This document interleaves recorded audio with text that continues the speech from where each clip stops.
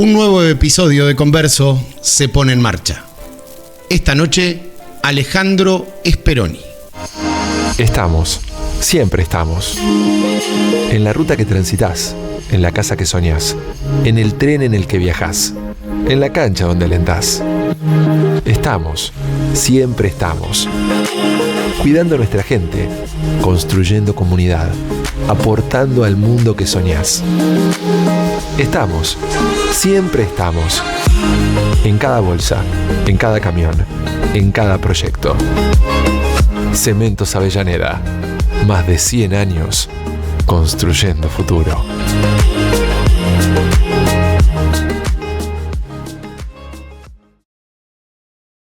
Alejandro, bienvenido y gracias por aceptar la invitación de charlar un rato en este espacio, en este Converso que produce En Línea Noticias y que tiene como intención conversar largo y tendido de algunas cuestiones que nos son de interés, en este caso, sin dudas, la política. Así que bienvenido. Muchísimas gracias, Fabricio. La verdad me siento muy regocijado de poder participar en tu programa, que es muy valorado, muy elogiado, por razones fundadas, porque evidentemente en tu programa no se tratan cuestiones superficiales, se va a lo hondo, que no es frecuente en los programas periodísticos de este tipo, así que yo lo celebro, me siento honrado de participar. Y antes de comenzar propiamente en el diálogo, que lo conducirás vos, obviamente, sos el dueño del programa, me hace reflexionar el nombre, el título de tu programa, Conversos, porque es un juego de palabras entre conversación y lo que es un converso. Bueno, yo soy un converso. Todos somos conversos. Pero yo específicamente, no sé si todos, yo soy un converso. Y por eso estoy en La Libertad Avanza, en mi condición de converso. Converso con relación a ciertos paradigmas de la teoría política, de la teoría económica, de la filosofía política. Y entonces me parece muy bueno, es para celebrar que se llame Conversos tu programa. Bien, me siento interpelado. Bien, después vamos a hablar un poco de ese converso. Me quiero tomar... A ver, vamos a dar contexto a quienes nos están mirando porque no toda la audiencia tiene la obligación de saber todo. Alejandro Speroni es candidato a primer senador provincial por la 7ª sección electoral, ya lo dijo, de La Libertad Avanza. En una elección que va a ser totalmente atípica en la provincia de Buenos Aires porque después de años los bonaerenses vamos a votar desenganchados de las boletas nacionales, así que es una elección particular. En la lista con Speroni hay 2 olavarrienses, Celeste Arouset y Ezequiel Gali. De ellos también vamos a tomarnos un tiempo para hablar. Es decir, en ese contexto arrancamos, pero me quiero tomar unos pequeños minutos para no hablar de la campaña. Yo voy a sintetizar 3 momentos suyos y tratemos de hablar un poquito de todo de esos 3 momentos. Es difícil, ¿no? Pero usted no nació en la Argentina, nació en Rusia. Así es. Nací en lo que hoy se llama Rusia, y históricamente se llamó Rusia, fue el Imperio Ruso, que tiene ya miles de años, es el territorio y el estado territorialmente más vasto del planeta, y me tocó nacer en un periodo muy luctuoso, muy funesto, muy diabólico, muy tiránico de un régimen político que era el comunismo real, el comunismo soviético. Tanto que el nombre no era Rusia, era Unión de Repúblicas Socialistas Soviéticas. Yo tengo en mis partidas de nacimiento, mis diplomas universitarios, nacido en la Unión de Repúblicas Socialistas Soviéticas. Lo cual me da a mí una posición privilegiada para no tener que hacer demasiada teorización a la hora de cuestionar, de condenar, de impugnar lo que es el comunismo, lo que es el socialismo real, ¿no? Llevado a la práctica concreta. ¿Hijo de un padre comunista? Abominable. Mi padre fue comunista, fue afiliado al PC, me llevaba muchos años, a mí podría haber sido mi abuelo, me llevaba más de 50 años. Mi padre era intelectual, era escritor, dejó como 18, 19 libros, fundamentalmente ensayo, también narrativa, muy interesado en la teoría política. Y sí, fue comunista, afiliado al PC, cuando se produjo el golpe del GOU, el Grupo de Oficiales Unidos, cuyo factotum, cuya figura estelar más destacada era el entonces coronel Perón. Eran corporativistas, sabemos, eran fascistas, hicieron una casa de brujas contra los comunistas. A pesar de que se parecen mucho, ¿no? Como sabemos, porque si algo tienen en común los fascistas de los comunistas es la desconfianza por el individuo de carne y hueso, la exaltación fanática, religiosa, idolátrica del Estado, y la desconfianza del hombre, como somos todos, el hombre con sus particularidades, con su singularidad. Pero bueno, esta gente del GO, que es el germen de lo que fue después el peronismo, dado que, repito, el más conspicuo y el más intelectual de todos ellos era Perón, se ocuparon de hacer una persecución de comunistas. Ahí cayó en la redada mi padre, lo cual lo alcanzó a exiliarse, vivió en Chile 1 año y medio y después regresó. Cuando regresó... Perdón, lo interrumpo. En esa estancia en Chile, un tiempo en la casa de Neruda. Así es. Mira cuánta información tenés, Fabricio. Vivió, claro, porque mi padre, como literato, fue cobijado por la inteligencia, digamos, de hombres de la cultura y sobre todo literatos y poetas chilenos. Había mucha gente de izquierda ya en la década del 30 y 20 en Chile, lo cual explica que en la década del 70 pudiera ganar por elecciones la Unión Popular Allende, cosa que entre nosotros en la Argentina no se hubiera podido dar nunca, ni al día de hoy. Fíjate vos, la izquierda dura, explícitamente declarada izquierda, saca un 2, 3, 4%. En Chile en el año 70 ganaron, porque ya ahí había una tradición en el mundo intelectual de izquierda muy, muy acentuada. Así que sí, efectivamente vivió un tiempo como huésped de Pablo Neruda. Yo tengo libros de Neruda, tengo los 20 poemas de honor dedicados, tengo joyas, ¿no? Neruda era un hombre muy generoso y muy amigo de sus amigos, y consideraba que era un deber de él, cobijar a los que fueran exiliados, como fue el caso de mi padre. Después mi padre tuvo un derrotero interesante porque se acercó a Frondizi. Frondizi fue un estadista, un hombre público de los más valorables. Yo no comparto sus ideas, pero lo conocí mucho. Yo hice un pasaje por el Movimiento de Integración y Desarrollo, que lo fundó él con Frigerio, con el abuelo de este Frigerio. Del Frigerio actual. Claro, el Tapir, era un hombre muy lúcido. Eran desarrollistas, venía también del marxismo Frigerio, no así Frondizi. Frondizi tuvo a lo largo de toda su vida un debate muy intenso, intelectual y emocional con sus dos hermanos, Riciere y Silvio, ambos marxistas. Silvio fue muerto por las 3A, porque era revolucionario, es alguien que se embanderó en la guerra subversiva y con la réplica contrarrevolucionaria que conocemos, los años de plomo, lo mataron. Y Frondizi le decía a mi padre, dado que tenía este debate como algo muy entrañable, muy cercano en el seno más íntimo de su familia, ellos eran hijos de inmigrantes, educados en Paso de los Libres, en Corrientes, gente más bien modesta, pero muy amantes de la cultura, así que los tres tuvieron una esmerada educación.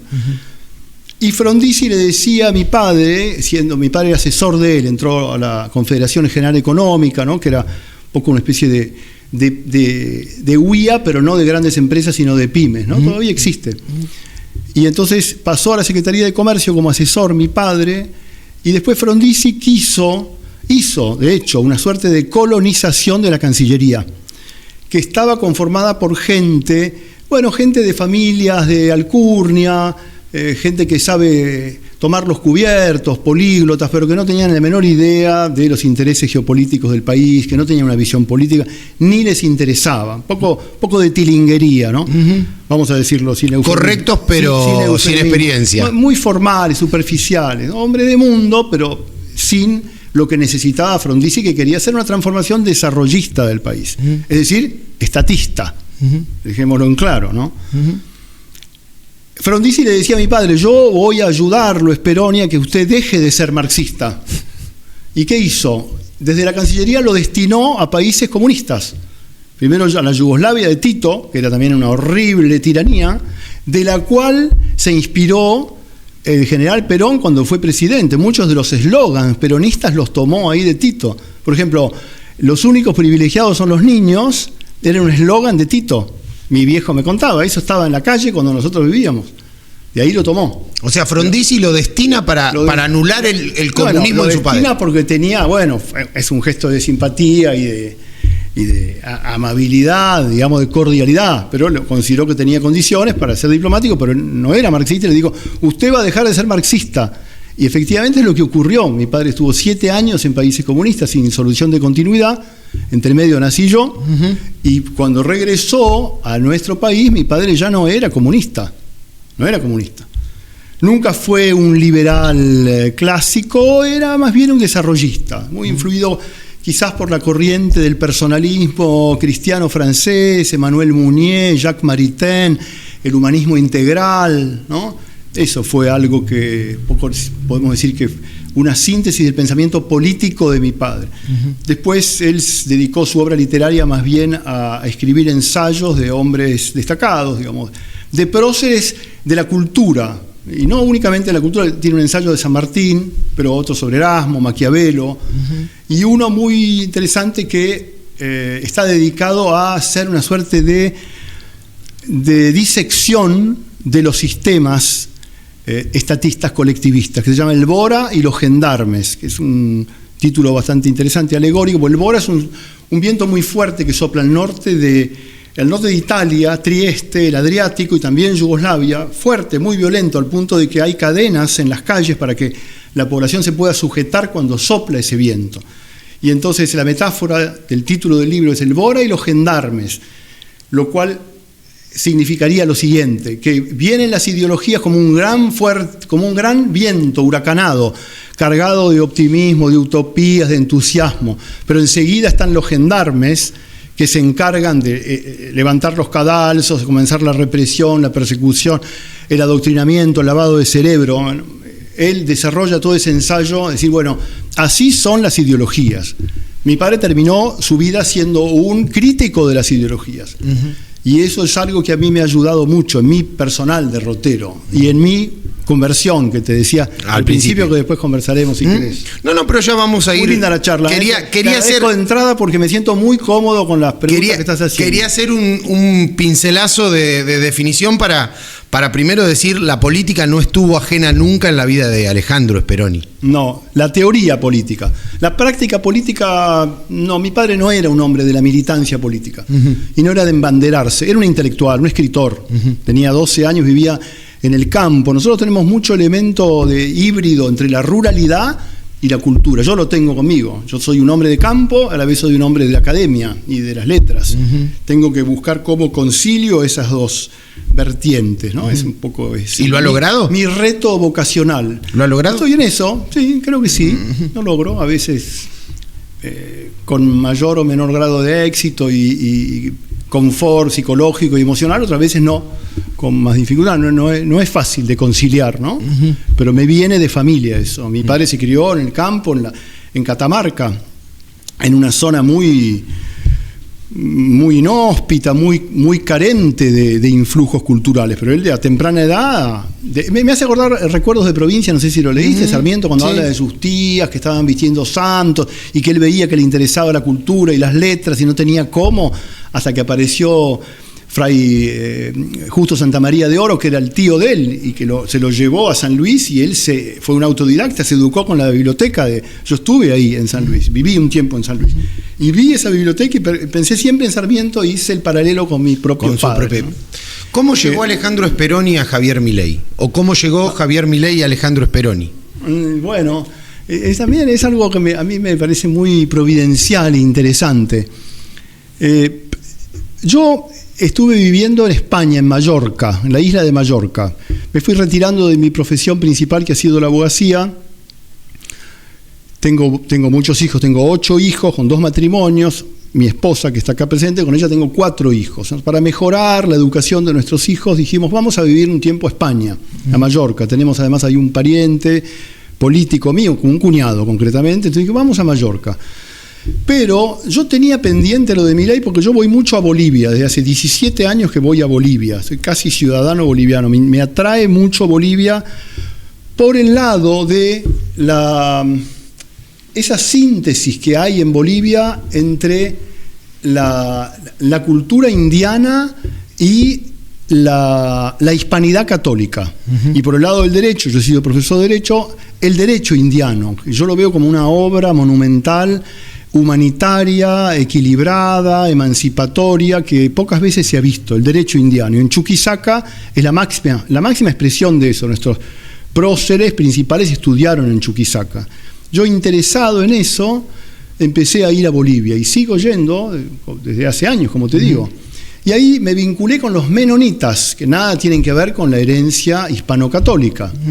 Los menonitas, ¿sabés quiénes son? Es una rama anabautistas de la gran reforma protestante del siglo XVI. Sí. Ellos son gente que naturalmente son anarquistas. Aborrecen, desconfían de todo lo que tenga que ver con el Estado. A mí siempre me pareció muy llamativo. Son absolutamente autónomos. En principio no pagan impuestos, salvo cuando no tienen más remedio, y tienen una natural desconfianza hacia todo lo que tenga que ver con los poderes estatales. A pesar de lo cual, yo observaba que los menonitas, con quienes he hecho actividades múltiples, sigo haciéndolas, nunca tuve ningún diferendo, nunca me trampearon, nunca me estafaron, siempre honraron su palabra. Y yo les tengo verdadera admiración, siendo que ellos, desde el punto de vista religioso, son protestantes, yo soy católico. Pero bueno, no importa, me siento muy cómodo, hasta he tenido una casa en una comunidad, he estado con mis hijos, con mi mujer en una comunidad menonita. Y ellos, como te decía, en los grupos de WhatsApp de los menonitas, hacían un invariable elogio, más que un elogio, un panegírico de la figura de Milei, de quien yo tenía una mínima referencia, y más bien si la tenía era una especie de fantasma borroso, muy desdibujado y peyorativo, como de un tipo, un liberal. ¿Qué tenía? La imagen del Milei panelista que teníamos todos. Un liberal que gritaba, como yo desde que hay internet no tengo televisión, entonces miro las cosas que me interesan por internet, por YouTube, entonces nunca me había detenido a ver programas de Milei. Estando en Mallorca, y a través de la corriente del Instituto Juan de Mariana, Jesús Huerta de Soto, empecé a ver los textos a los que hacía referencia Milei, y además empecé a ver los programas de Milei. Y para mí fue un despertar, mucho de revelación y de conversión. Por el lado, volviendo a lo que te decía al principio, me di cuenta que yo no era un liberal clásico, no lo había sido nunca, a pesar de que yo he sido profesor en el Colegio Nacional Buenos Aires, que depende de la Universidad de Buenos Aires, de Derecho Constitucional, Economía Política también, pero siempre siguiendo los dictados, los lineamientos del liberalismo clásico, de la teoría económica clásica. Y la verdad es que leyendo los autores, porque bueno, si hay algo que caracteriza a Milei es su honestidad intelectual, él nunca se arroga a sí mismo ideas que son de otros, él siempre se encarga de señalar, esto lo dice fulanito de tal en tal libro. Yo empecé a acudir a esas fuentes doctrinarias y me interesé tanto que dije, pero esto la verdad es que es una gran oportunidad, no solamente para nuestro país, sino para el mundo, dicho no de manera altisonante o grandilocuente ni vanidosa, pero verdaderamente me convencí, le dije a mi mujer, vamos a acompañar a este hombre, no va a pasar sin pena ni gloria por la historia política argentina. Todo esto todavía no era candidato a presidente de la Nación, ya era diputado nacional. Ya era diputado nacional, estamos hablando del año 22. Entonces, bueno, ella me dijo, vamos, nos trasladamos, y ahí fui candidato a intendente en mi pueblo, 7ª sección electoral, pocos kilómetros de acá, Tapalqué. Y ahí me acerqué a Milei, un bastión del peronismo, no conozco personalmente. Un bastión del peronismo, Tapalqué. Un bastión sí, ahora, porque históricamente era conservador, pero desde hace 20 años que están los peronistas. Está Coconi, que ahora está con Kicillof, estuvo con la Cámpora. Pero caer de Mallorca a Tapalqué y decir quiero ser candidato a intendente, imagino que debe haber costado, además, enfrentar al peronismo de 20 años. Sí, hubo algunos otros interesados, pero me terminaron eligiendo a mí como candidato y hicimos una elección celebrada por los vecinos porque hay una polarización muy, muy rígida entre peronistas y radicales. No es fácil crear una tercera fuerza en una localidad como Tapalqué. Hicimos una aceptable elección.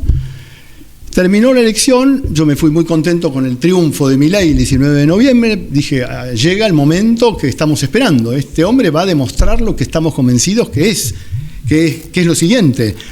Un hombre que prioriza aspectos espirituales, principalmente éticos, por encima del eficientismo económico y de gestión económica.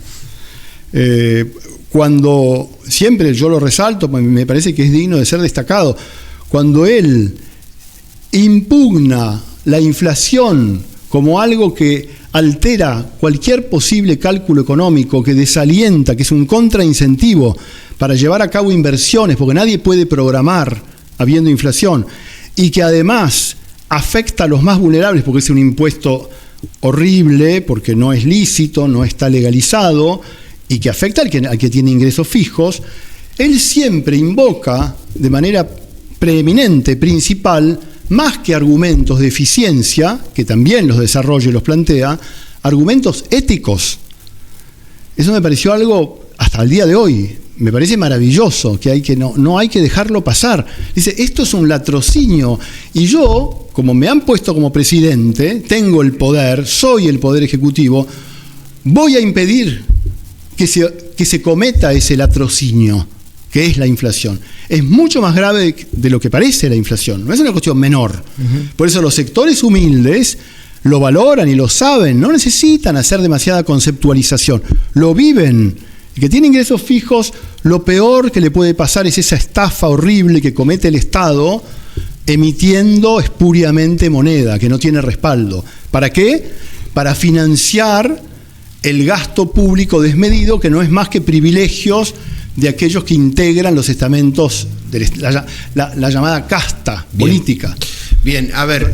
así llegué yo a Milei. Así llegó a Milei. No es que Milei llegó a mí, o si querés, llegó a mí sin buscarme a mí, yo lo busqué más a él. Uh-huh. Pero después, perdón, para cerrar este episodio por lo menos, terminó la elección, me fui a Bolivia, porque hacía meses que no iba debido a la campaña, y me llaman para integrar el equipo económico. No estaba en mis planes de ninguna manera. Yo dije, quizás alguien me proponga ser asesor en algún lado. Yo no había hecho ninguna gestión para ocupar cargos públicos. Yo me concentré en Tapalqué, y desde Tapalqué en la 7ª sección.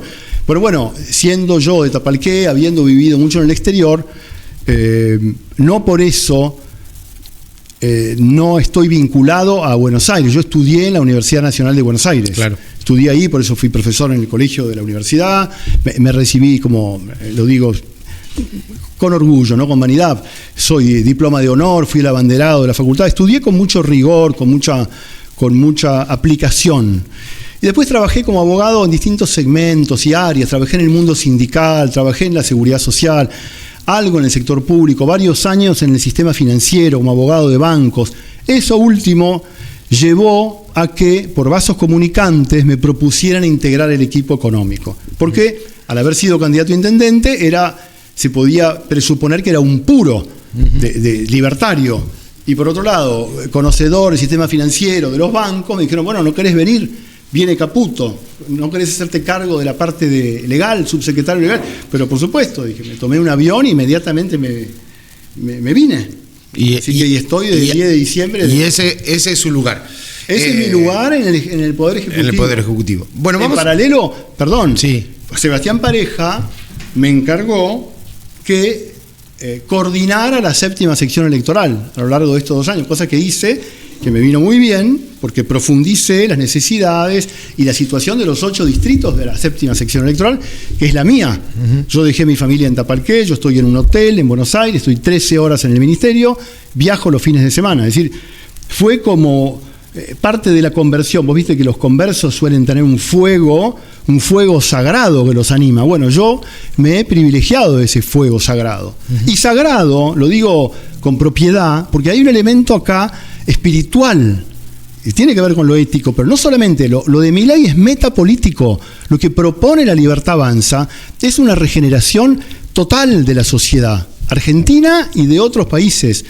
No es algo más, no es que La Libertad Avanza y este otro partido del medio o aquel o el peronismo, no, es o La Libertad Avanza o seguir en la degradación, en la mentira, en la manipulación, en el oscurantismo, en la pobreza para todos, igualar por la pobreza. Entonces, sí, ese fuego sagrado me sirve a mí, me ayuda hasta el día de hoy para coordinar la 7ª, para estar en economía, para ocuparme de una agrupación a la que yo valoro mucho, que se llama La Púrpura. Es una agrupación de profesionales y de empresarios de La Libertad Avanza. Yo soy el coordinador nacional.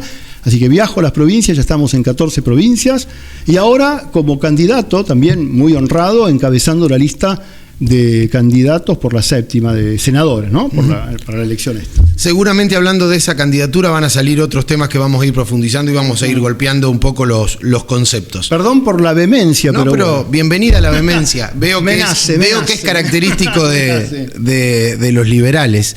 Libertarios. Bien. Libertarios. A ver, le quiero preguntar por las formas, más que por la vehemencia. Y para definir, porque creo que las formas van a ser el tono de la campaña. Este presidente que con legitimidad en las urnas, legitimidad de origen, con un montón de cuestiones, este presidente que califica, denosta, abunda en adjetivos críticos para el que piensa distinto. ¿Ese presidente es el que hay que avalar siempre y en todo para los libertarios? Es un presidente que no ataca, que se defiende con honestidad y con hidalguía, que no tolera el abuso, la agresión a la que estamos demasiado acostumbrados los argentinos, y que felizmente apareció un señor, dignísimo señor, que se llama Javier Milei, que dijo: no podemos tolerar la violencia. No hagamos creer que la violencia son modos argentinos, que hay que dejarlos pasar. No, la agresión, la manipulación no se admiten. Y él ha dado el ejemplo. Entonces, no ataca. De ninguna manera consiento que se pueda afirmar que él ataca. Se defiende. Se defiende de toda la runfla de mentirosos, de hipócritas, que utilizan malas artes, que son diestros en eso, para poner incómodo al otro, para hacerle preguntas capciosas, para tergiversar lo que dice, para utilizarlo, para pretender someterlo. Y él dignamente dice: no, vos eso no me lo vas a hacer. Y te lo digo aunque seas periodista, que seas gobernante, te lo digo en la cara y te pongo un freno ya. Y si me seguís jorobando, me levanto y me voy. Aunque no te guste, aunque digan este loco que es políticamente incorrecto. Eso es Milei. No ataca a nadie. Después es apasionado, pero es sumamente respetuoso y delicado. Es un hombre delicado, es un hombre hasta cándido, te diría. Tiene rasgos de personalidad de niño. No lo consiento. Sé que está instalado, pero yo no lo puedo consentir, bien, Patricio, porque no es así. Bruta a la vicepresidenta, ¿no es un ataque? Se está defendiendo de alguien que se comporta de una manera horriblemente desleal, como una verdadera traidora, porque ella integra el gobierno nacional, no puede coquetear y juguetear a que no integra el gobierno nacional. Más allá de la ambigüedad institucional que todos sabemos que tiene el cargo de vicepresidente, que ojalá algún día desaparezca porque no sirve para nada más que para generar confusión a la ciudadanía, se comportó muy mal. ¿Quién sería Villarroel si no le decía a Milei: vení a integrar la fórmula conmigo? ¿Nada le aportó Villarroel a Milei? No lo creo. Algunos votos de grupúsculos, cenáculos nacionalistas, católicos. En términos de cantidad, no es nada. Pueden ser muy respetables, muchos de ellos yo los conozco, pero en términos de cantidad, no lo creo. Igual es contrafáctico, es conjetural, no lo sabemos. La realidad es que al segundo día empezó a hacer su propio juego, siendo que ella estaba llamada a acompañar a Milei y no dejarse seducir. Se dejó enroscar la víbora por algunos pícaros que prefiero no nombrar, no me consta, pero podemos suponer que alguien del mundo amarillo pudo decir: bueno, este loco no va a durar. Claro, el loco, ¿cómo va a durar? ¿Y la cefalía quién es? Es ella. Bueno, hagámosle creer que si se cae, vos tenés posibilidades, vos medís. Horrible. Eso no es la libertad avanza. La libertad avanza es hidalguía, es grandeza, Fabricio. Es abnegación, es sacrificio. El que no lo entiende está frito, que se aleje, porque se va a decepcionar, se va a sentir muy incómodo, va a quedar muy en evidencia. Una más sobre los modos. No odiamos suficiente a los periodistas, es una defensa, no un ataque. Es el estilo hiperbólico, no es a todos, pero hay muchos periodistas que no han honrado su profesión y que han distorsionado los dichos, que han hecho trampa, que han falseado. Entonces, esos, la verdad, no merecen ser amados, digámoslo así. Bien, Hay vehemencia y hay consolidación. Yo realmente estoy preocupado por los modos. Les soy honesto, puede tomar esta preocupación como una minúscula preocupación, pero me preocupa que la violencia verbal venga del presidente, porque creo que eso después baja y baja toda una sociedad, ¿no? A mí me preocupan los modos presidenciales. Es opinable. Yo lo que te sugiero muy amigablemente que te preocupe que pueda haber algún segmento de la población que suponga que se puede volver a lo anterior, que es algo indefendible, es la decadencia, es la decadencia además y la violencia efectiva, a veces presentada con buenos modos, pero los modos de la serpiente diabólica que te seduce y te hace creer que te va a proteger y te crea el mito del distribucionismo y te lleva a la mitad de la población a la pobreza y te dice, estamos con vos, te ayudamos, todos terminan ricos, con estancias, con industrias, con yates, y la población pobre, pobrísima, paupérrima y analfabeta. Eso es mucho más grave. Y si es por los modos, yo no voy a hacer un culto de Sarmiento, los liberales sí lo hacen, sabemos que Milei tiene gran propensión a elogiar el periodo de la República Moderna hasta Irigoyen, digamos de 1860, que terminó la formación del proceso constitucional, 53-60 hasta el 20, él dice, bueno, evidentemente en términos de PBI per cápita, lo más alto del mundo, se puede discutir, pero hubo crecimiento y está a la vista de todos, hasta en la arquitectura. ¿Sabés los modos de Sarmiento? ¿Lo sabés? Tipo que retaba a duelo a cualquiera, se cansó toda la vida. Ese sí que era violento y agresivo, ¿eh? Y sin embargo es Sarmiento. No hay ninguna localidad en el país que no tenga una calle o un busto o un monumento con el nombre de Sarmiento. El padre de la educación. ¿Qué modos? Pero bien. De todas maneras, repito, no son malos modos, es defensa. Es defensa. Bien. Yo he sido abogado muchos años y sé que depende a quién tengas delante, tenés que ser más o menos enfático, porque hay algunos contendientes que te obligan a ser enfático, porque si no te la ganan de la peor manera y vos no defendés a tu cliente, estás obligado a ser enfático. Milei no trabaja para él. Milei no trabaja para sí mismo, trabaja para una causa que lo supera. Eso es lo que tenemos que entender. Es una vocación metapolítica, de verdadera transformación, de regeneración moral. La batalla cultural es una sanación espiritual y moral. Y están dispuestos a darlas. Lo estamos haciendo. Cueste lo que cueste.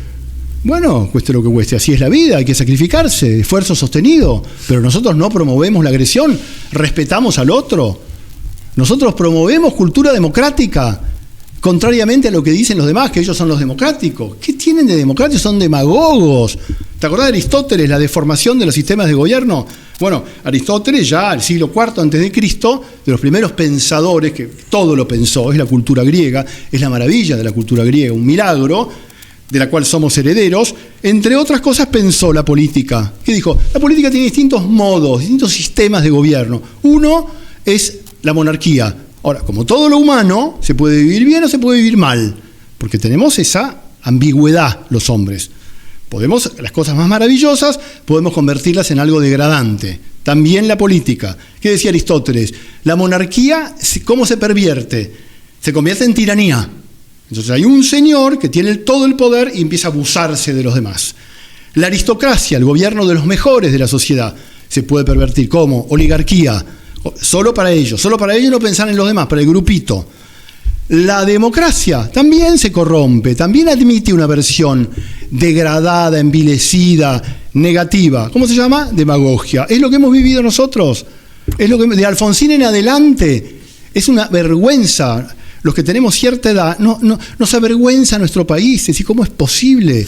No alcanza con que no haya golpes de Estado. La dirigencia política se quedó muy oronda, muy cómoda. Hemos ganado la democracia, el padre de la democracia, no hay más golpes de Estado. Eso no es la democracia.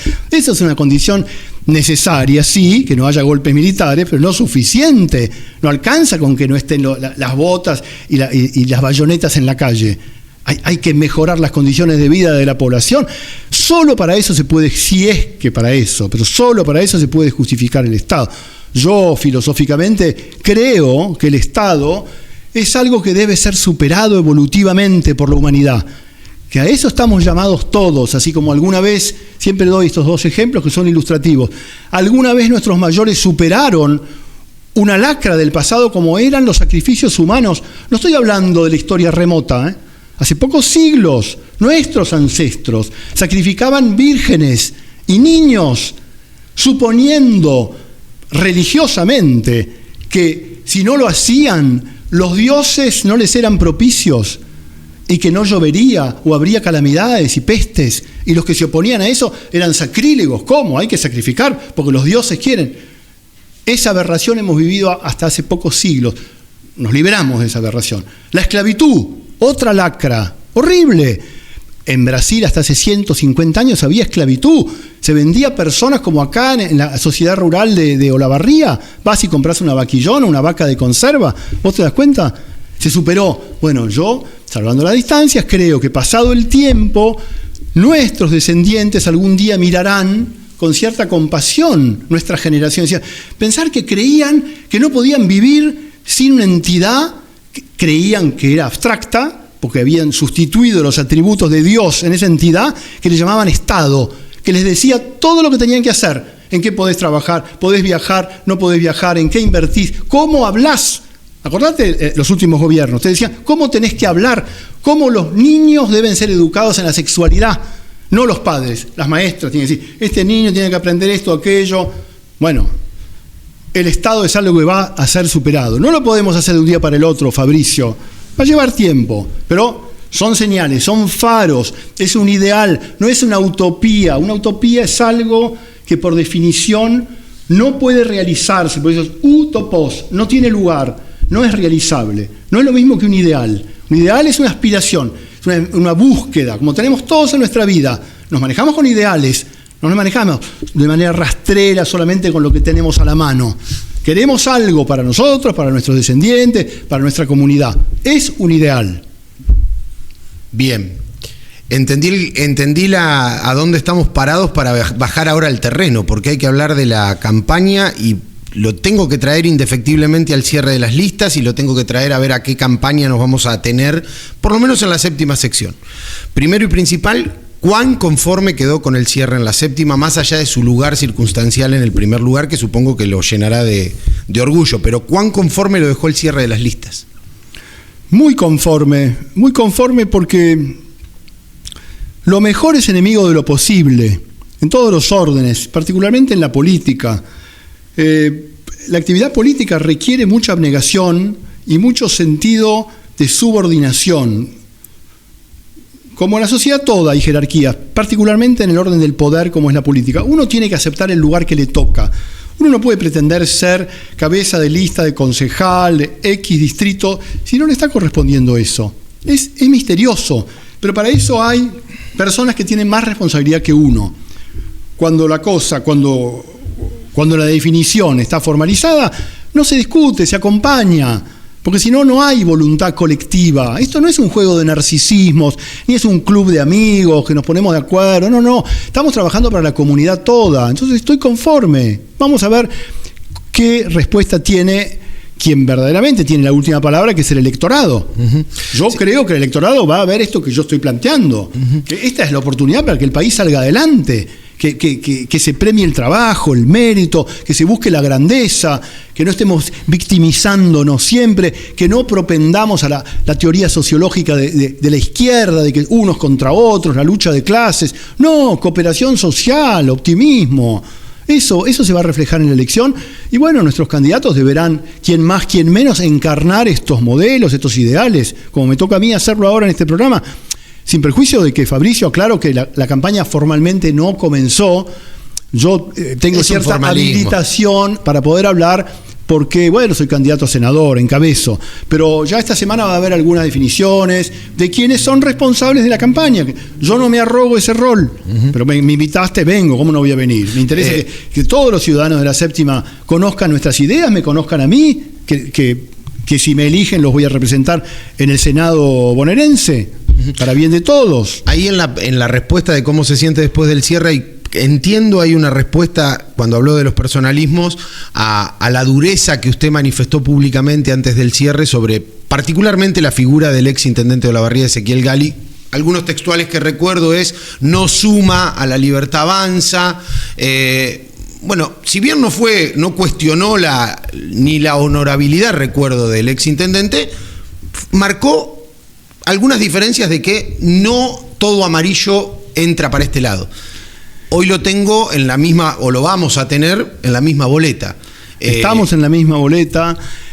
Yo manifesté diferencias con Ezequiel Gali, también con Celeste Aruset, porque bueno, una construcción política no se hace sobre la lógica de la robotización. Cada uno tiene que afirmar su individualidad y yo tengo ciertos matices de cómo comprendo que debe llevarse a cabo el programa de gobierno que yo lo considero constitucional en términos técnicos, me hago cargo de lo que digo. Lo nuestro tiene por delante un programa constitucional nuevo, tenemos que hacer reforma, no es para ahora, pero el objetivo está ahí. Entonces, en ese programa yo tengo mis visiones, mis matices, además yo soy apasionado, como te darás cuenta. Entonces me he permitido marcar diferencias con Ezequiel y con Celeste. Pero ahora estamos juntos, estamos en la misma lista y adelante, representamos los tres a la Libertad Avanza. ¿Espera equivocarse de sus dichos anteriores y que Ezequiel Gali sume a la Libertad Avanza? Por supuesto, pero por supuesto. Son diferencias que forman parte del fragor de la construcción de una afortunada alianza, porque el presidente lo vio y tiene razón, había que hacer una alianza. Ojalá la hagamos por todos lados, con todos aquellos que estén más cerca de nosotros. Además, él siempre dice la tabula rasa, que me encanta, y tiene que ver con esa simpatía que me genera a mí la condición del converso, porque yo también lo soy. El converso es la tabula rasa. ¿Cómo admitís vos un converso? ¿No? Decir, no, porque este viene del protestantismo y hoy es católico, o al revés, viene del catolicismo, no me importa, tabula rasa. Yo no lo juzgo, no juzgo su conciencia, no soy omnisciente, no me arrogo esa facultad, no la tengo. Me interesa sí que demuestre que comparte nuestras ideas, que no las traiciona, ni intelectualmente ni en los hechos, y que compartimos el mismo ideario, el mismo objetivo. Así que yo confío en que así va a ser, trabajaremos juntos en la campaña, confío en que vamos a estar los tres en el Senado bonaerense, confío que nos va a ir bien en esta elección, con los cocientes, que nos va a ir bien. El peronismo ha dado muestras de lo que es, ha desnudado las miserabilidades que lo animan. Esto último de la Junta Electoral, la trampa de decir van a aplazar un día y medio la presentación de las listas, esto también involucra, a través de un prevaricato, ¿no? Que es una figura típica penal, que involucra a los jueces, porque vos sabés que la Junta Electoral, que es un órgano de la Constitución bonaerense, que se incorporó en la reforma del año 34 de la Constitución bonaerense, es decir, ya tiene casi un siglo, está conformada por magistrados, lo preside el presidente de la Suprema Corte bonaerense, hoy es una mujer, Cohen. Después, los presidentes de las cámaras contenciosos administrativos son jueces. Ellos debieron suspender los plazos para todos. ¿Por qué les dieron ese privilegio de que tuvieron un día y medio más ya conociendo quiénes eran los candidatos de las otras fuerzas? No lo vamos a consentir, lo denunciamos formalmente. Esa es una práctica más, pero fíjate otras que no es de la séptima.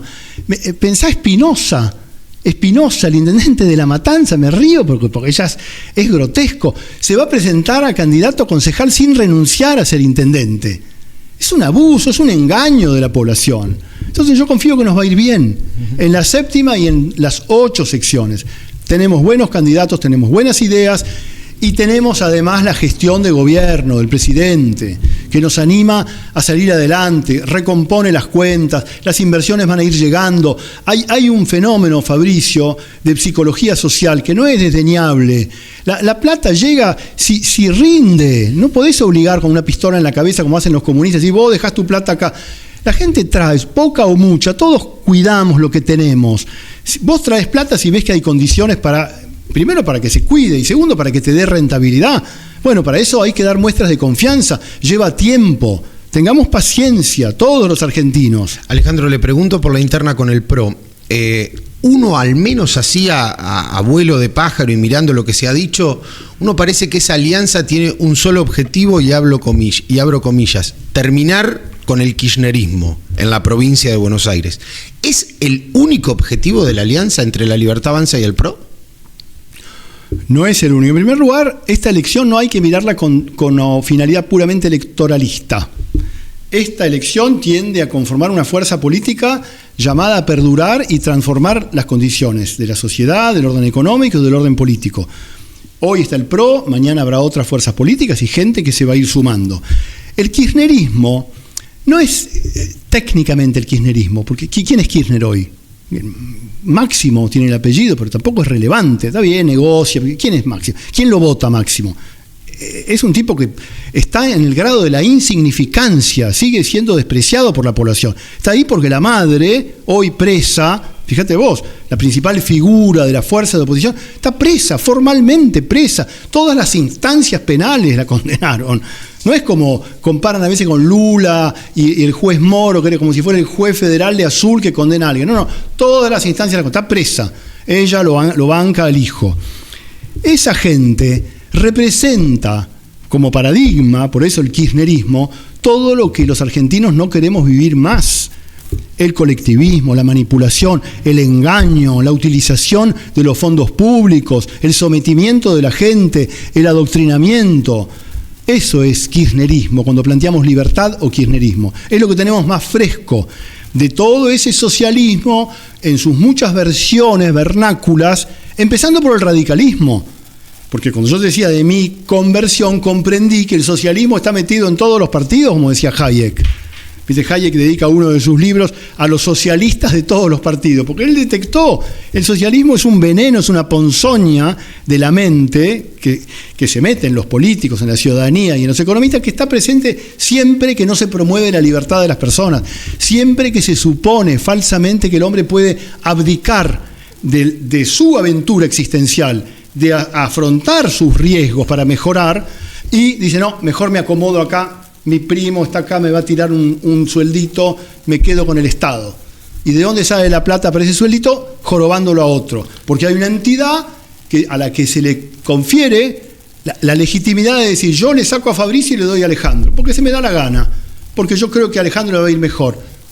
Bueno, frente a eso nos oponemos. Eso es kirchnerismo, eso se llama kirchnerismo. No es Máximo Kirchner, el difunto Kirchner, la presidiaria Kirchner, no, es todo eso que te acabo de decir. Como hoy oía en una entrevista de la que va a ser contendiente mía, porque encabeza Laurini, es concejal en Azul, y decía, sí, yo soy de Cristina, y yo decía, qué barbaridad, ¿cómo podés ser de Cristina? ¿Qué quiere decir ser de Cristina? ¿Qué quiere decir? Estamos en las antípodas. ¿Cómo podés ser de Cristina? Una persona que está presa, ¿no te da vergüenza? Pero no presa arbitrariamente porque el general Videla con un grupo de tareas la metió en la ESMA. Está presa porque pasaron todas las instancias y respetamos el Estado de Derecho. Ellos dicen que respetan, si respetan el Estado de Derecho, tienen que respetar la condena. Está bien, pero es parte de la burla. No quiero defender a Laurini, pero eso no le quita que ella sea de Cristina.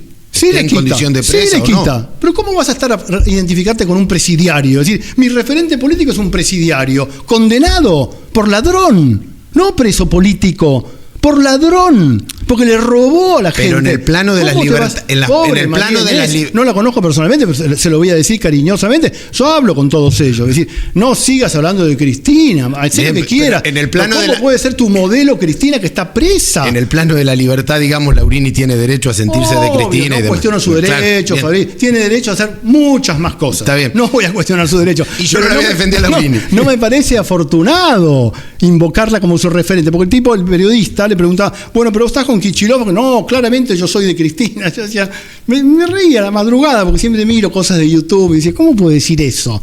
¿Cómo te vas a identificar hoy con Cristina? Que está presa, pero técnicamente presa por un delito, no por política. Presa. La condenaron todas las instancias. No hay que naturalizar eso, Fabricio, hay que detenerse. Y no es contra Laurini, Para nada, que aparte ya la conoceré, ya veremos. Tendremos debates, quizás, no sé, cómo se va a manejar la campaña. Ojalá. A ver, el país de Milei ha generado muchas cosas en este tiempo. Muchas. Ha habido despidos en Olavarría, muchos. Y voy a describir, usted por ahí seguramente con seguridad va a decir que no tiene responsabilidad Milei, pero los despidos se han producido en la era Milei, la paralización de obras centrales en la obra pública, hablo de Olavarría, se han producido en la era de Milei.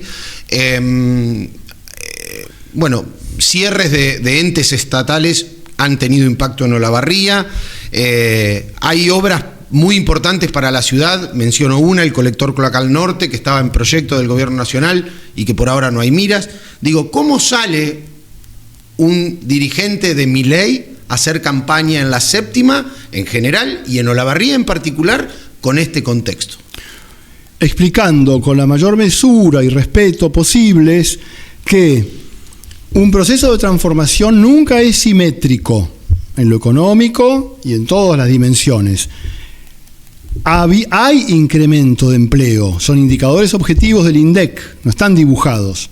Incremento de empleo formal. No hablo de Olavarría específicamente, hablo de la nación. El INDEC, yo trabajé en el INDEC un tiempo cuando yo era abogado de Todesca, cuando Macri le ofreció, como estaba toda la banda de Moreno, me pidió que le diera una mano con los sindicalistas, como yo he trabajado con sindicalistas, y conozco bastante la cuestión metodológica, estadística.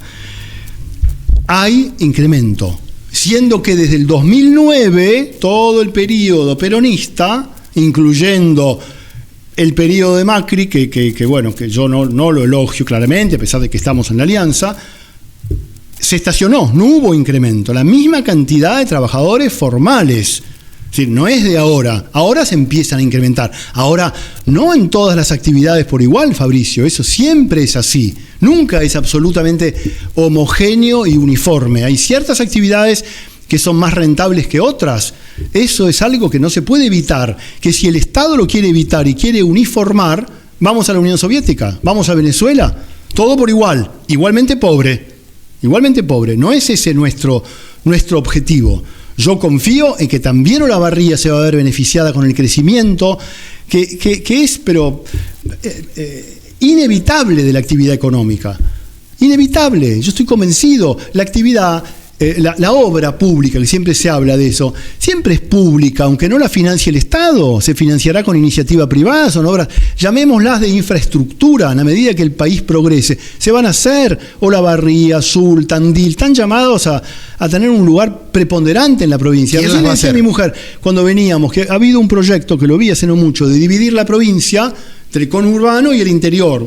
Lo sabrás, hubo muchos intentos. Hay varios intentos. Hubo uno que prosperó, que llegó bastante lejos, que implica, porque es un trabajo académico, que el interior tendría 3 capitales, como hay en Bolivia, ¿no? La sede del Ejecutivo, el Legislativo y del Judicial, y que serían las ciudades de Tandil, Olavarría y Azul. Podemos pensar en que eso ocurra. Ahora, ¿eso necesariamente lo va a financiar el Estado con los recursos de los contribuyentes? ¿Lo va a tener que pagar el ciudadano de Humahuaca? Como pasa con ganancias, como pasa con IVA, con los impuestos internos coparticipables. ¿Es justo eso? Hay que invertir, por eso iba a lo constitucional. Hay que dar vuelta la lógica de la coparticipación de impuestos. Los que tienen que recaudar y competir entre sí son las entidades, las que tienen que competir, son las unidades políticas más cercanas a los contribuyentes, municipios, provincias, y después participar de un Estado reducido, Estado mínimo, que se limite a ejercer las funciones que algunos consideran que son esenciales. Por ahora podemos concederlo. Yo creo que en el ideal que yo te planteé de entrada, hasta la justicia, la seguridad, la defensa, perfectamente podrían ser prestadas a través de instrumentos, de instancias no estatales. Estoy convencido. En la justicia lo veo claramente. Los grandes negocios, mirá, el RIGI, el régimen de incentivo de grandes inversiones, yo trabajo en economía mucho en eso. Soy uno de los que coordina eso, ¿no? Es un régimen promocional muy extraordinario que está incluido en el título 7 de la ley Bases. Ahí los jueces argentinos no entran. El inversionista que quiere entrar en el RIGI con un mínimo de $200 millones, elige de entrada cuál va a ser su instancia arbitral. Si va a ser la Corte Permanente de Arbitraje, la Cámara de Comercio. No intervienen los jueces argentinos, son instancias privadas en base a la performance, a los antecedentes que tienen cada uno de estos. Pero es una libertad que tiene. La materia de seguridad. ¿Cuántos lugares hay en el conurbano, los llamados country, los barrios cerrados, donde el Estado no entra en la seguridad? Seguridad privada. Para dar ejemplos, ¿no? Hay que aguzar la imaginación, hay que atreverse a pensar, a representarse un escenario social diferente. Eso es lo bueno que tiene Milei y La Libertad Avanza. Es una aventura, no es quedarnos trancados en el pasado. Nuestro ideal no está en el pasado. En ese aspecto, y que se me entienda bien, somos los únicos verdaderamente progresistas, que queremos el progreso, que entendemos que podemos evolucionar, pero nos tenemos que librar de las lacras paternalistas. tenemos que emanciparnos, cortar el ombligo y decir, yo puedo ser mejor, puedo largarme a hacer un emprendimiento. Pero para eso el Estado no me tiene que trabar, poner habilitaciones y curros y prebendas, impuestos que son abusivos. Eso es lo que tenemos que lograr. Y en eso estamos, Fabricio, en aliviar el peso del Estado parasitario que anula la iniciativa particular. Liberarlo de las espaldas de los agentes económicos. A ver, porque dijo usted en el inicio de esta respuesta que iban a explicar algunas cosas. Todos los que puedan estar pasándola mal o un poco peor de como estaban hace un tiempo, producto de algunas decisiones del gobierno de Milei, ¿usted cree que tienen un futuro, tienen una esperanza, pueden generar esperanza? Digo, un despedido de Cerro Negro, un despedido de otra empresa, claro, ¿puede ver esperanza con este modelo? Claro que sí, la Argentina es un país llamado a ser una potencia, hay actividades de todo un país bendecido por el cielo. Lo que se te ocurra ahí en la Argentina, hay que dejar que el mecanismo espontáneo de cooperación social, que es el mercado, tome sus decisiones libremente y vea dónde algo es rentable y dónde no. No puede el Estado erigirse en el rol de planificador omnisciente, omnipotente, como si fuera Dios, como que en realidad el Estado moderno, el Leviatán, apareció cuando se eclipsó la Iglesia Católica. La atención de los vulnerables. No había educación pública durante siglos. La Iglesia educaba, la Iglesia se ocupaba de los ancianos, de los enfermos. Entonces, mataron a Dios, ¿te acordás la sentencia de Nietzsche? Dios ha muerto. Bueno, pero alguien apareció en lugar de Dios. ¿Quién es? El Estado. ¿Eso es así? ¿Podemos nosotros admitir eso? Es una patraña. El Estado no está en condiciones de manejar el sinnúmero elenco de datos, de referencias para determinar si una actividad puede o no ser rentable. Eso solo lo puede hacer arriesgando, acertando o no, el que va a invertir. Eso es el mercado. Eso es el mercado. Y el asalariado es el principalmente beneficiado. Primero, porque se suprime la inflación. Y segundo, porque empieza a haber oportunidades para todos, sin depender de que el primo es amigo del concejal, o del intendente, o del diputado, o del senador. No, arriesgando, diciendo, yo soy bueno en esto, voy a poner un emprendimiento, voy a poner un canal de streaming, voy a poner una librería, una gomería, voy a criar terneros de tambo, lo que sea, voy a dar clases de geografía. Eso, sin que alguien venga a tutelarme y decirme cómo tengo que vivir y qué debo hacer. Esa es la conversión que necesitamos, todos. Y Milei es el jalón, es el primer paso. Con sus urgencias, ¿la sociedad está preparada para enfrentar este proceso? Sí, con sus urgencias hay que ayudarla. Digo, tenemos jubilados de 320.000 pesos. Ser infantiles, no se pueden satisfacer todas las necesidades. ¿Es así? Nosotros pero tenemos jubilados de 320.000 pesos. Soy muy consciente, pero nosotros no podemos alterar una regla básica moral de decir, tenemos que tener equilibrio presupuestario, porque se nos desmorona todo, porque tenemos que sacarle a otro que puede ser generador de empleo para muchos otros. Y no es este gobierno el que deterioró el poder adquisitivo de los saberes previsionales. Eso viene de antes. Fernández lo destruyó, lo dinamitó, y nadie lo dice, salvo nosotros. Es así, no es obra de este gobierno. Son consecuencias de décadas de decadencia, Fabricio. Ahora se desnudan, porque la inflación, como sabemos bien, oculta todo, enmascara todo. Porque uno puede jugar con la inflación, con las tasas. Entonces, nadie está obligado a ser rentable en su negocio. Y además con las subvenciones, con los privilegios estatales. Eso desaparece, entonces ahora se ve en crudo qué es lo que funciona y qué es lo que no funciona. Y lo que no funciona no se puede coactivamente desde niveles institucionales imponerlo. Eso empobrece. Me cuesta pensar en clave electoral como un proceso político que, reitero, algunos indicadores, al menos en ciudades como las nuestras, han visto que se han visto afectadas determinadas cosas que pasaban con la gente, pueda ser acompañado en las urnas. No, yo confío plenamente. No encuentro la lógica del éxito electoral. Hablamos del 8, Fabricio. No es un desafío. No, intelectual. No hablamos del 8. Hay muchos que están siendo beneficiados. Vos estás hablando de los que no. Yo te digo con toda franqueza, siempre hay algunos que no. ¿Me mencionan los que sí? ¿Acaso con el kirchnerismo, el sector agropecuario? Claramente el sector agropecuario tiene grandes beneficios. Ahora el presidente de la Nación acaba de anunciar rebaja. Eso tiene efecto multiplicador, mucho, y más en la zona nuestra. Ese es un sector privilegiado, por supuesto. Pero reitero que vengo... beneficiado más que privilegiado. Por ahí parto de un... Si algo le reconozco a Milei es que en la campaña que lo convirtió en presidente, él, creo, no mintió.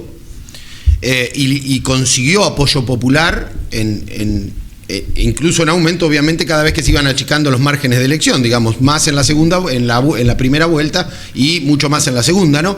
Pero ahora, con este elemento probado, es una percepción que la quiero compartir, ¿no? Pero es que todos estamos beneficiados con la supresión de la inflación y con la rebaja de impuestos y con suprimir regulaciones. Este intendente por ahí no ayuda. Seguramente. ¿Quién? El intendente de Olavarría, de Azul, no tienen nuestra visión. Creen que todo son regulaciones. El papá Estado, todo hay que regularlo. Pero si acompañaran, empezaríamos... Mirá, hay algo que dice Sturzenegger, que me parece ilustrativo. Dice, el ajuste no es nuestro, nosotros desregulamos. El ajuste es el Estado. El ajuste el Estado ajusta a todos. Todos tenemos que pagarlo. Nos beneficie o no, tenemos que pagarlo. O sea, hay que reducirlo en su dimensión y sobre todo hay que concientizar a la población. Y ya verás que quizás, como está la cuestión humanitaria, decir, no, ¿cómo puede ser que no se interesen por los vulnerables? Falso. O sea, que entendemos que el Estado tiene un rol transitorio y que debe ser reducido, pero verdaderamente que no haya inflación es algo que ya ahora lo damos por hecho. No, por hecho no ocurrió. Si seguían los peronistas y venía Massa, ¿vos te parece que iba a desaparecer la inflación? Me río porque yo estoy en economía, así que tengo un anecdotario de la cosa de Massa, uno de los que era candidato y economista al mismo tiempo. Sí, no lo voy a mencionar ahora, pero te podrás imaginar. Un abuso, una cosa vergonzosa. Pero hay entonces, grotesca, en el valor de haber bajado la inflación a costa de, por ejemplo, que la actividad económica esté... Hay indicadores, digamos, ¿no? Despachos de cemento parados, actividad industrial parada, empresarios con capacidad... La minería de tercera categoría, que es la propia de Olavarría, es el principal lugar de minería no metalífera, vos sos de acá, lo sabrás muy bien, y como periodista, está afectada, pero la obra de infraestructura, no hablemos más de obra pública, se va a reanudar. Está todo el corredor de concesiones federales que se larga, ya vamos a concesionar todo, vamos a hacer concesiones a través de licitaciones públicas de todo lo que se te ocurra. Vas a ver cómo van a empezar a mover las canteras de acá, para necesitar ese insumo. Independientemente de que lo financie el Estado, no tiene por qué financiarlo el Estado. No, eso como concepto se lo entendí. Confisca, se lo saca otro, y nosotros conseguimos que eso es inmoral. Ahora, iniciativas privadas, hay un decreto 713, reglamentario del título de la ley base relativo a eso, que es muy sencillo y que ya se está poniendo en práctica. Iniciativa privada, estamos admitiendo, pasa por el Ejecutivo para que se declare de interés público una determinada obra y después se licita. Iniciativa privada y se amortiza con peajes, con tarifas, pero como debe ser, entonces lo paga aquel que lo utiliza. Pero lo interesante de esto, Fabricio, que es un poco el comienzo de nuestra conversación, es que tenemos que dejar en claro que acá están de por medio principios, ideas que son metapolíticas, que son filosóficas, espirituales, que hay que respetar la voluntad de las personas de carne y hueso, que no son niños sujetos a patria potestad, a quienes algunos señores de carne y hueso, porque no es una entidad abstracta el Estado, sabemos muy bien en cada localidad quiénes son los de la casta, los que están hace 40, 50 años pasándose los cargos entre favoritos, amantes, hijos, sobrinos y cuñados. Esos tipos hay que sacarlos de encima y dejar a la gente de bien, como dice Milei, que arriesgue, que prospere y que ayude a la comunidad, a los países que nosotros tenemos como ideal. Queremos ser el país más libre del mundo, ¿sí? No tenemos un ideal, en rigor de verdad, no tenemos un ideal. Mejor, y eso no quiere decir que seamos arrogantes, es nuestra aspiración, tenemos la oportunidad, terminemos con el socialismo vernáculo, radicales y peronistas. Ahora están juntos, ¿viste? Están Somos Buenos Aires, muy elocuente, están juntos, peronistas y radicales. Vamos a ver si la gente vota eso. A mí me sorprendería mucho. Falta un mes de campaña, pero está nuestra gestión y lo que decimos, la convicción del presidente, la convicción de quienes lo acompañamos, la firmeza de una persona como Sebastián Pareja, que fue al principio menospreciado. Muy cuestionado en la última, en el cierre. Pero convengamos que en el cierre se lo cuestionó con dureza. Un tipo admirable, un hombre, una persona, pero Cabal. ¿No se venden candidaturas en la Libertad Avanza? ¿Cómo se van a vender candidaturas? No, bueno, le pregunto. No se van. Además, los sueldos están congelados. Si yo te dijera lo que gana un subsecretario, un funcionario político, yo gano 2 millones de pesos. Tengo la mayoría, yo tengo 750 abogados que dependen de mí.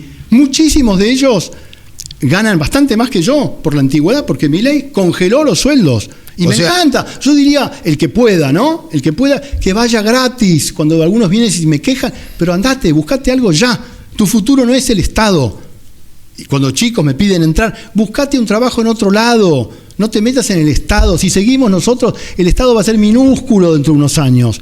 Te va a asombrar lo que era. Cuando representaba el 40% del Producto Bruto, mantener esta estructura parasitaria, ineficiente, que no rinde cuentas, que no se sabe para qué está y qué hace, más que para ayudar a los amigotes, para tener algún tipo de prebenda, de coima. Sabemos de lo que hablamos, Fabricio. Sabemos de lo que hablamos. Y la gente joven, que no lo ha vivido tanto como nosotros, también lo sabe, porque nos ha oído despotricar y asumir como natural, como de manera conformista, decir así tiene que ser las cosas, naturalmente. No, vino un día un tipo que se llama Milei y que algunos nos honramos de acompañarlo, que dijo, no, hasta acá llegamos, se acabó, basta, vamos a enfrentar a la casta, vamos a liberar a los argentinos, la libertad avanza, las ideas de la libertad, y ahí vamos. El 7 de septiembre, la que de manera perentoria nos convoca dentro de un mes, y la nacional en octubre. Necesitamos más legisladores propios, se nos vienen reformas estructurales muy importantes, legislación laboral. La conozco bien, he sido abogado de gremios, conozco los abusos de la legislación laboral.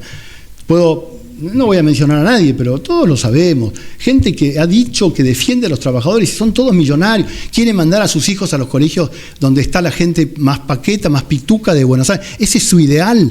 O la misma Kirchner, que anda con las carteras de mujer rica, de potentada, diciendo que defiende a los humildes. No les da vergüenza a ellos. Y la verdad que resquemor a los que la acompañan, como decía Laurini, decía, mi ideal, Cristina.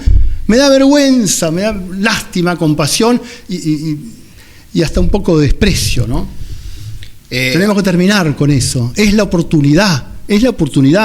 Mis queridos conciudadanos de la séptima sección, lo digo mirando a la cámara porque quiero que sea bien convincente, bien firme lo que quiero transmitir, ¿no? No hay lugar para tibiezas, no hay medio término. Es el pasado decadente, el oscurantismo o la libertad. Es la oportunidad, sigamos adelante. No me la cierre todavía, que le quiero robar unos minutos más de la charla. Veo la cámara y le quiero robar 2 minutos más de la charla porque, me imagino a mis queridos vecinos ahí. Quien nos dirige me va a retar, pero nos vamos a pasar un poquito claramente. En los cierres quedan... ¿le hubiese gustado que otros dirigentes de Olavarría, que sé que lo acompañan, que ha ido sumando en esta coordinación, lo hubiesen tenido algún lugar en las listas, o prefiere guardarlos para otro turno? Prefiero guardarlos para otro turno. Lo tomo como contrafáctico, no es su momento, los conozco, aliento lo mejor para ellos, sé que vamos a necesitarlos en el 27 y en el acompañamiento ahora, actual. Porque hay mucha gente. Yo pienso, pero la elección de Sebastián Pareja fue realista, fue la que pudo hacer muy bien, tuvo que sumar una alianza que no sabíamos hasta el final si se iba a materializar o no. Se logró. Mira, cuando hicimos yo trabajé fugazmente en su momento con Santilli en el primer gobierno de Macri, cuando él era ministro de Espacio Público. Y la verdad que lo saludé y dije, mira, no estaba previsto, pero se logró. Bien, enhorabuena, vamos juntos ahora. Vamos juntos. Pero, por ejemplo, porque digo, dentro de la agrupación que coordina, Dayana Musa es una de las personas que había aparecido en Olavarría y se la mencionó para los cierres. Anda ya afiliada, creo, es absolutamente parte de la Libertad Avanza. Carola Patané también, como dirigente. Con Carola Patané tengo una relación de mucha cercanía, admiración y respeto, y ha colaborado de manera muy activa y sigue haciéndolo. Concretamente en el armado estuvo muy presente en Roque Pérez, nos ayudó mucho para tener una lista excelente que encabeza Diego Rodríguez, que es un hombre que viene de muy abajo, es un ejemplo, su crónica de vida es admirable. Empezó realmente siendo muy humilde, enfermero, ahora tiene una empresa de ambulancias. Diego Rodríguez, nos ayudó mucho Carola. Yo la estimo mucho a Carola Patané, pero contamos con ella. Y me ayuda mucho en todo. Ella ha sido secretaria de minería, ¿sabes? En la provincia. Claro que sí. Así que me ayuda mucho para conocer el tema minero que yo no lo hay conozco, una cantera, ¿no?, de dirigentes que quedarán para un próximo turno. Por supuesto, esto recién empieza, Fabricio. Con lo que te estoy diciendo, ¿te parece que nos vamos a ir pasado mañana? No. Bueno, van a tener que cargar en no sé dónde, van a tener un buque muy grande para mandarnos no sé a dónde, porque en el exterior nos miran y con gran entusiasmo. Claro, la Púrpura ya tiene una rama internacional. Mi mujer está a cargo de la ANSES, va a renunciar en estos días para ocuparse de la campaña y fundamentalmente de la rama internacional. Hace unos días me vino a ver un señor que ya es precandidato a presidente de Colombia, se llama Pierre Onzaga. Fue uno de los que capitaneó y orquestó el alzamiento contra un paquete de medidas legislativas que Petro, que es un socialista de cuchillo entre los dientes, quería imponer en Colombia. Él se opuso con gran valentía de su parte. Vos sabés que Colombia van a vías de hecho, te matan directamente, ¿no? Tienen mucha tradición de violencia política. Bueno, aquí me vino a ver por la Púrpura, vino a verme economía, me dicen que vos, coordinador, me llamó, pero excelente, así que ya hacemos una internacional libertaria, le estamos llamando. No tiene techo, internacional libertaria. ¿Viste? El Foro de Madrid van a estar en la internacional libertaria nuestra. El CIPAC van a estar. Y yo congrego, a mí no me gustan las internas, me parecen estériles, tenemos que sumar, apelar al corazón de la gente, a la mente, esclarecerlos, ayudarlos. Es una conversión, como dice tu programa. Pero usted no aporta las internas, o la frase que utilizó recién respecto de las internas, y la Libertad Avanza, al poquito andar de la última elección ejecutiva de Olavarría, se desmembró en tantos pedazos que hoy hasta cuesta ubicar el nombre de qué es cada cosa, digamos. Ahora se le suma el PRO. Muy lamentable. Yo no lo alenté, al contrario, contribuí a evitar que se produzca eso. ¿Qué va a pasar con los olavarrienses el 10 de diciembre, sean tantos los concejales que resulten electos, por ejemplo, cuando tengan el bloque de uno, de otro, más el PRO, o se van a unificar, o van a apuntar a que haya un solo bloque? Porque eso también es hablarle a la sociedad, digamos, ¿no? Por supuesto, hoy están Fabricio, todos juntos acá, mañana... Desde el día 1... hice todo lo posible porque hubiera un bloque o un interbloque. Bueno, no se dio, ya se va a dar. La gente tiene también su proceso evolutivo. Con el PRO inclusive. Lleva tiempo. Y ahora con el PRO adentro, ahora estamos en alianza con el PRO. Ezequiel Gali es el principal referente del PRO local, ha sido 2 veces intendente. Ya está, vamos a trabajar con Ezequiel, por supuesto que sí. Es posible que todos esos pedazos sueltos vuelvan a juntarse. Es deseable, no solamente es posible. Yo le pregunté si es posible. Yo te digo que es deseable. Y que yo voy a contribuir a que se realice. Por eso es mi deseo. Y es el deseo institucional del partido que me toca representar a mí, hoy como candidato a senador bonaerense. Voy a hacer mis mayores, se fue en todo, en 25 de mayo también, el intendente está en la Libertad Avanza, tiene una lista de sus propios concejales. Bueno. Pareció raro eso, sí, porque lo vendieron como el primer intendente libertario y no va a llevar su boleta. Sí, bueno. No va a traccionar. Cuesta, ¿no? Es ponerse de acuerdo. Pero ¿quién tracciona en esta elección? ¿Tracciona el senador o tracciona el candidato a concejal? ¿Quién lleva los votos a la urna? Habría que preguntar a los expertos electorales, que no soy yo, ¿eh? No ¿pero usted qué cree? Tengo muy poca experiencia en materia electoral. Me meto por lo que te dije antes. No, bueno, pero es que hago bien a la comunidad. Es para pensarlo país. Porque ahí se lee la actitud de Eugen. Vamos a ver quién tracciona más. Dependerá de las personalidades también, ¿no? Por ahí algunos traccionan más en su lugar como candidatos a cargos seccionales, a senadores, otros cabeza de lista en los distritos, dependerá, puede ser heterogéneo el panorama. Y en esta oportunidad histórica que teníamos los bonaerenses de discutir problemas de la provincia y las secciones y de todos los demás, ¿ustedes van a hacer un esfuerzo permanente de que se discuta el gobierno de Milei también en esta elección? ¿O vamos a discutir problemas de los bonaerenses? Vamos a tratar de discutir los problemas locales, pero siempre como trasfondo, no podemos perder de vista, porque esto es tan profundamente innovador y tan hondo, apela tanto a las fibras más íntimas que hacen a nuestras grandes preguntas existenciales, no podemos pasar por alto. Sería un error de un candidato que no dijera mucho de lo que yo te estoy transmitiendo. Esto no es la cuestión de cosmética, de política económica, eso es puramente instrumental, no somos marxistas. ¿Sabe lo que pasa? Nosotros, lo material no es lo principal en la vida, nos vamos a morir y tenemos un alma espiritual. Y seremos juzgados. Yo, antes de ser libertario, soy católico, por si hay alguna duda. Yo creo en la vida eterna, creo en la salvación, creo en el pecado. Entonces, lo material es muy importante, lo necesitamos para nuestra dimensión corporal. Pero acá lo principal es qué va a pasar con nuestro destino último. Y la política tiene que subordinarse a eso, y la economía también, principalmente. ¿Sabe lo que veo también? Que en las discusiones locales, y hablo de esta, la de Olavarría muchas veces, hay dirigentes encolumnados detrás del presidente Milei que al Estado municipal le demandan obra pública o obra de infraestructura. Y yo todavía no logro comprender la contradicción. He buscado que antes que ustedes estén ahí, dirigentes locales, para hacerle esta pregunta, pero no he tenido suerte.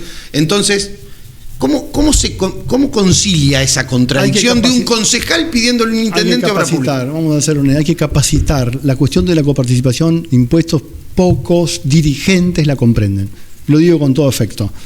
Pero es así, hay que comprenderlo. Tiene tecnicismos, tiene aspectos que no todos ven. Hay que modificar. Pero ¿es honesto intelectualmente que un concejal de Milei reclame obra pública? Bueno, es buena voluntad, pero por ahí parten de la base de que puede contar con esos recursos el municipio. Quizás todavía no tiene tan en claro que esto es una aspiración, pero para otra etapa, es una legítima aspiración, pero que hay que modificar la estructura impositiva. Es así, porque si no, los intendentes se genera un incentivo a que, bajo el camuflaje de una tasa municipal, que debería tener una contraprestación material, ese es el concepto de una tasa. Dentro vos sabés que los tributos son impuestos, contribuciones y tasas. El género son los tributos, es aquello que te impone a vos el Estado, que te saca el Estado. Tiene estas tres, el género, tributos, claro. Las tres especies. La tasa, hay jurisprudencia de la Corte, dice requiere una contribución materialmente divisible, si te tienen que dar algo concreto por la tasa. Bueno, ¿qué hacen los intendentes? Bajo el ropaje de una tasa, por ejemplo, de tasa vial, te meten un impuesto a los combustibles líquidos, pagas más el combustible, siendo que es una doble imposición, porque ya hay un impuesto nacional a los combustibles líquidos que se coparticipa. Todo está desvirtuado, desnaturalizado. Pero bueno, vamos a seguir haciendo capacitación a todos. Pero también ¿está dispuesto a que haya un debate bonaerense de secciones, que en la campaña se puedan discutir problemas de los bonaerenses? ¿Cómo que no? Claro que sí. ¿Qué más queremos nosotros? Pero, repito, hace falta modificar leyes, en algún caso de rango constitucional, para rediseñar el sistema de coparticipación de impuestos. Porque es muy perverso. Yo hablo con gente de todas las provincias por el tema de impuestos por economía. Hay algunas provincias donde se incrementa la participación de impuestos de determinadas localidades por el solo hecho de que aumentó la población y no tienen ningún incentivo a desarrollarse.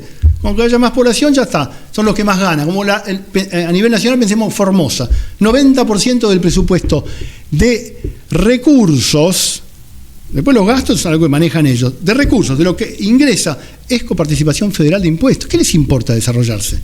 Como dice Paultroni, a veces no hay título. ¿Qué les importa? Tienen la teta del Estado. Pero eso es una bestialidad.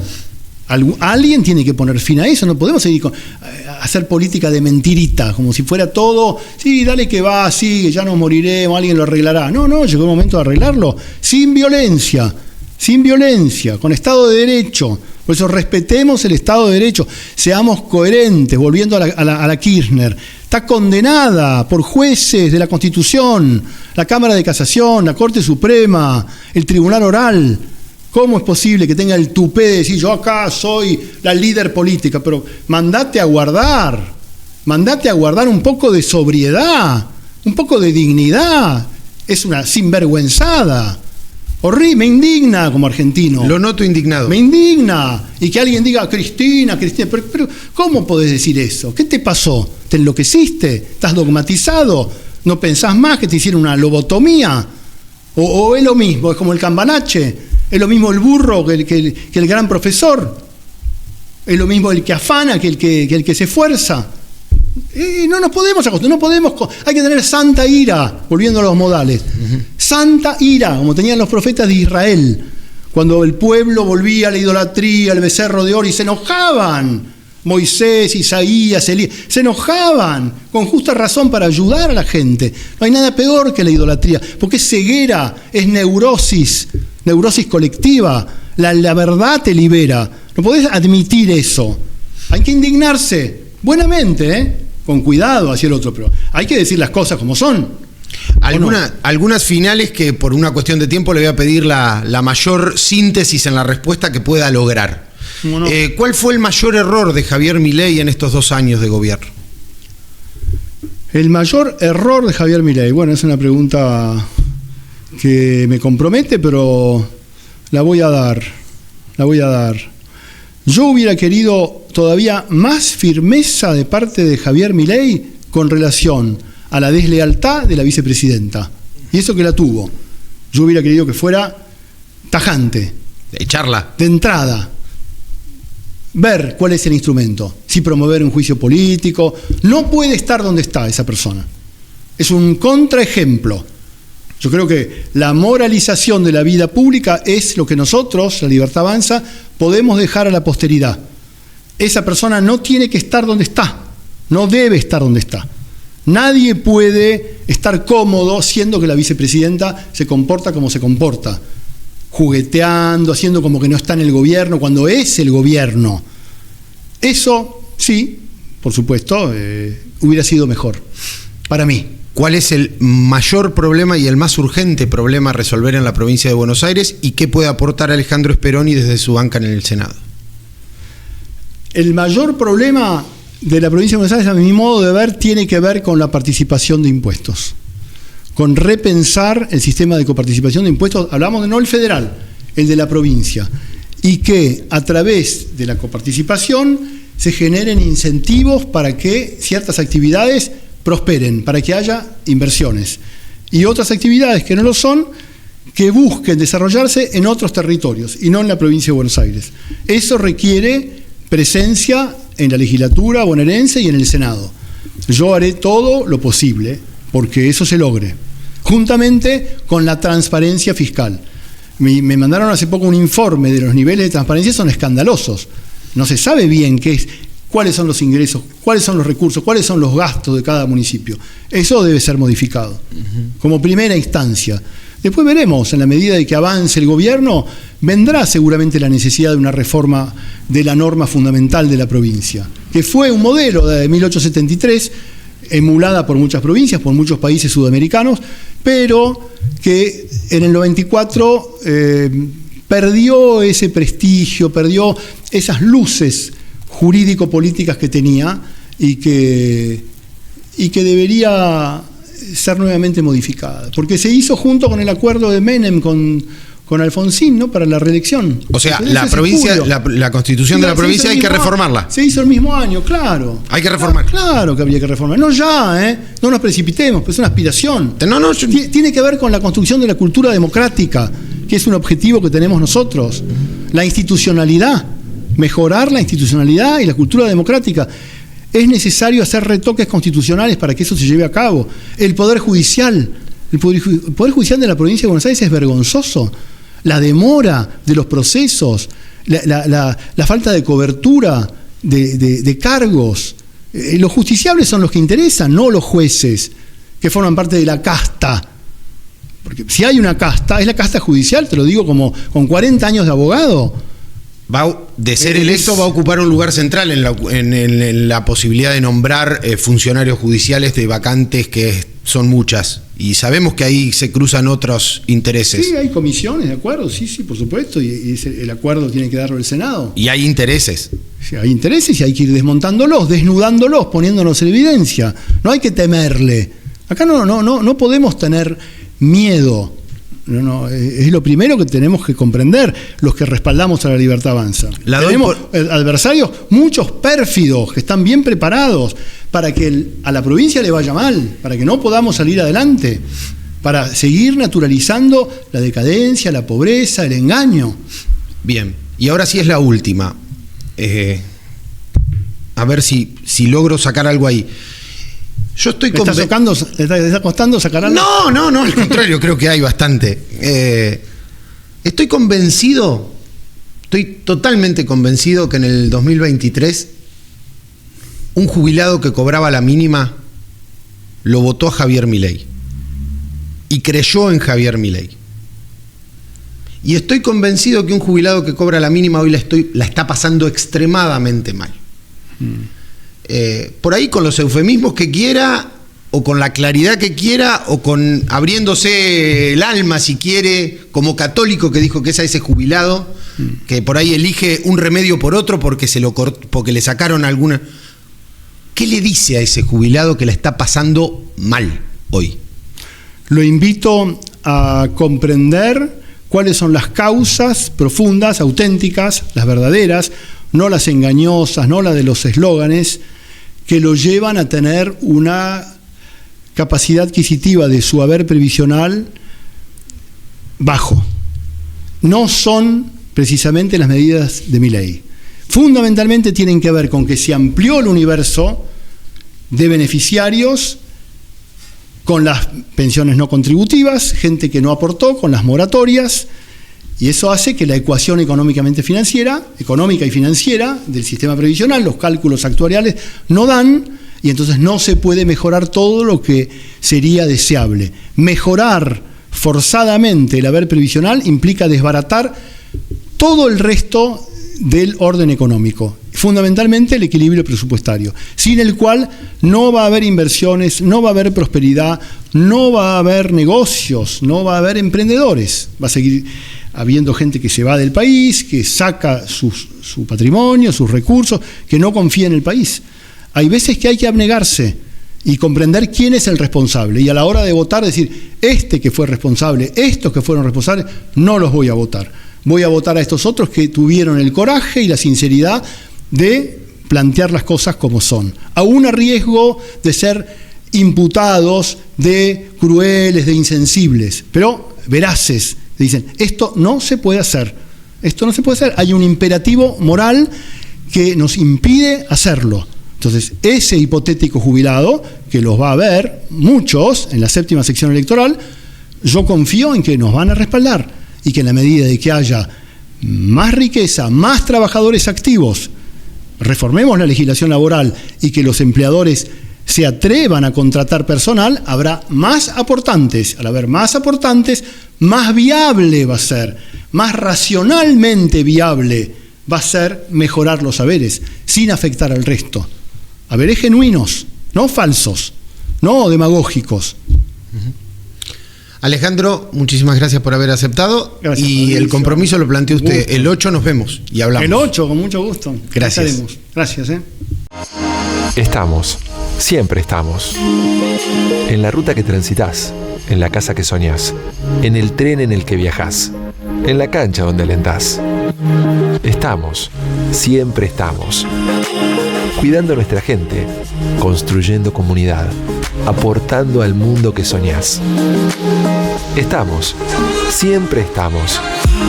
En cada bolsa, en cada camión, en cada proyecto. Cementos Avellaneda, más de 100 años construyendo futuro.